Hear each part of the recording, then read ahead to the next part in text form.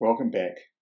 Today we're going to talk more about Cartesian tensors, their properties and some of the operations that can be performed on them. So to remind you, a second order tensor A with components aij can be expressed as aij times the unit dyads ei dyadic ej.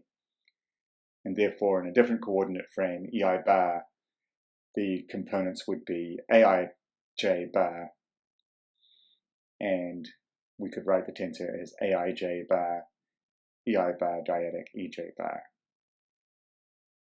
These components between these two frames of reference transform according to the rule that we've seen before using the orthogonal rotation tensor M. So A bar would be equal to M, A, M transpose, and the inverse of that, converting from the new frame to the old frame, A equals M transpose A bar M. Now, let's recall the spectral matrix P, which we constructed from the eigenvectors and found that the transformation PA P transpose takes a matrix A and diagonalizes it, where the eigenvalues, lambda 1, lambda 2, lambda 3, are the diagonals of the matrix. And the components of P are the components of the three eigenvectors. In other words, P is a special case of M that transforms the components of the tensor A, assuming that it's symmetric, so that the components are diagonal. And the base vectors, the coordinate frame in which this is the case, are the principal axes defined by the eigenvectors, xi.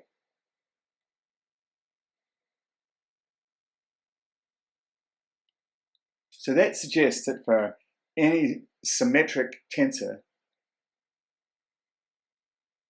we can always find a frame of reference in which the off-diagonal components go to 0, and all that are left are the diagonal components, which are the eigenvalues. And that frame of reference is defined by the three mutually orthogonal eigenvectors, which define the principal axes. And the eigenvalues along the diagonal of the tensor in this frame of reference are called the principal values.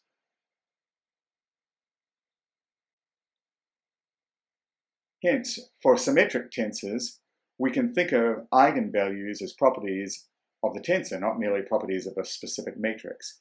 And regardless of your starting point, if you can solve the eigenvalue problem, you can find the transformation that will take you to the principal axes by solving the eigenvalue problem. So all symmetric tensors can be represented in a coordinate system in which their components are a diagonal matrix.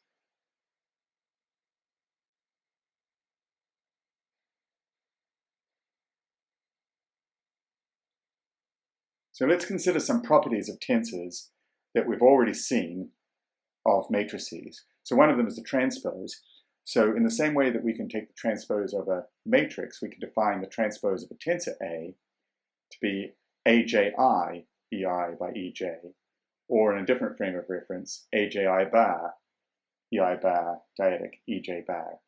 In other words, if you take the transpose of the matrix representing a particular tensor in one frame of reference, and you transform that to a new frame of reference, you'll get the transpose of the tensor components in that new frame of reference. Similarly, we can define a symmetric tensor such that A is equal to A transpose, or aij equals aji. So symmetry is not only a property of a matrix, but it's also a property of a tensor. If the matrix representing a tensor in one coordinate frame is symmetric, then the matrices representing it in every coordinate frame will be symmetric. So the same is true for skew symmetry. So a skew symmetric tensor would be defined as A equals minus A transpose. If we take the combination of tensors A plus A transpose, then this must always be symmetric, because the transpose of A plus A transpose would be A transpose plus A. Similarly, if we take the difference, A minus A transpose, then that tensor would always be skew or antisymmetric, because the transpose of A minus A transpose would be A transpose minus A, which is its negative. And it's simple to see that it's always possible to decompose any second order tensor into a symmetric part called sim A, which is 1/2 of A plus A transpose, and a skew part called skew A, which is 1/2 of A minus A transpose. And this is the so-called symmetry decomposition, and is useful in continuum mechanics, particularly when we look at fluids. Now, let's consider the invariance of a second-order tensor. We recall that the trace of the diagonalized matrix of components would be the sum of the eigenvalues, lambda 1 plus lambda 2 plus lambda 3. So that would be the trace of PA, P transpose, or in index notation, PIR, ARS, PIS. And PIR, PIS, given the orthogonality of P, would be delta RS, and delta RS by ARS equals ARR, which is the trace of A. So you see that the trace of the matrix is also the sum of the eigenvalues, and since P is an orthogonal matrix, the trace is really a conserved quantity. So whether we evaluate the trace in one coordinate frame or another coordinate frame or the principal axes, it's always the same. It's always the sum of the eigenvalues. And so the trace of a tensor is a conserved or invariant quantity. So even though the specific components of the matrix change as we change our frame of reference, the sum of the diagonals doesn't. It's an invariant.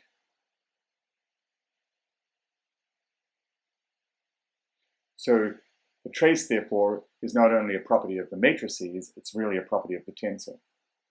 So we can write trace of A, which is a scalar, would equal trace of the matrix A, or trace of the matrix A bar, or AII, or AII bar. Similarly, we could prove the same thing for the trace of A squared, or trace of A raised to any power. So the trace of A squared would also be the trace of A bar squared, which would also be lambda 1 squared plus lambda 2 squared plus lambda 3 squared. So again, this is a property of the tensor. The same is true of the determinant. So the determinant of A will equal the determinant of the diagonalized matrix, which is the product of the eigenvalues lambda 1, lambda 2, lambda 3. And again, regardless of which frame of reference you measure the tensor in, the determinant that you calculate will always be the same number, and that will always equal the product of the eigenvalues. So the determinant is an invariant. So we say that a symmetric second-order tensor has 3 independent invariants. And you could think of these as lambda 1 and lambda 2 and lambda 3, but they're typically defined by the coefficients of the characteristic equation that we use to solve for the eigenvalue problem. Remember, for a 3 by 3 matrix, the characteristic equation is a cubic, for which lambda 1, lambda 2, lambda 3 are the roots. So the characteristic equation is the determinant of A minus lambda I is equal to 0. And we showed that that's equal to lambda cubed minus lambda 1 plus lambda 2 plus lambda 3 by lambda squared, plus lambda 1, lambda 2, lambda 2, lambda 3, lambda 3, lambda 1 times lambda, minus lambda 1, lambda 2, lambda 3. And we've now seen that that's equal to lambda cubed minus the trace of A times lambda squared plus 1/2 of the trace of A squared minus the trace of A squared times lambda minus the determinant of A. And since the trace and the trace of A squared and the determinant are really properties of the tensor, not the specific matrix, we can write that the characteristic equation is lambda cubed minus trace of A lambda squared plus 1/2 trace of A all squared minus trace of A squared times lambda minus the determinant of A is equal to 0. So these coefficients, trace A, 1/2 trace A squared minus trace of A squared, and the determinant of A are called the principal invariants. And so the trace of A is called the first principal invariant, I1. The second coefficient, 1/2 of trace of A all squared minus trace of A squared, is called I2, the second principal invariant. And the determinant of A is called I3, the third principal invariant.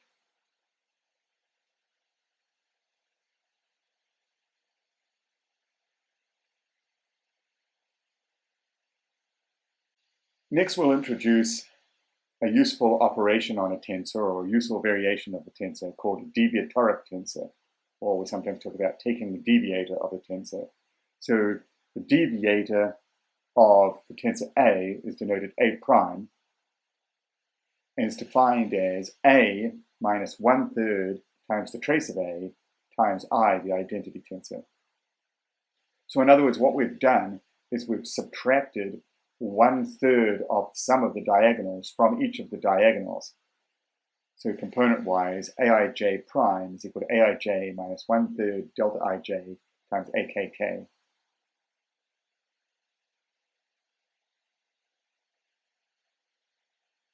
So as an exercise, let's find out what the principal invariants of A prime are, the deviator of A. So you can probably guess that I1 prime, the first principal invariant of A prime, would be Aii prime, which would be Aii minus 1/3 of delta Ii Akk, which would therefore equal Aii minus 1/3 times 3, since delta Ii would be 3, times Akk, which therefore equals 0. So of course, by subtracting the 1/3 of the trace from each of the diagonals, then taking the trace, we get 0. I2 prime turns out to be a little trickier to calculate. We won't do the working here, but you should be able to show that it's equal to minus 1/3 I1 squared plus I2. And finally, I3 prime equals I3 minus 1/3 I1 times I2 plus 2/27 times I1 cubed.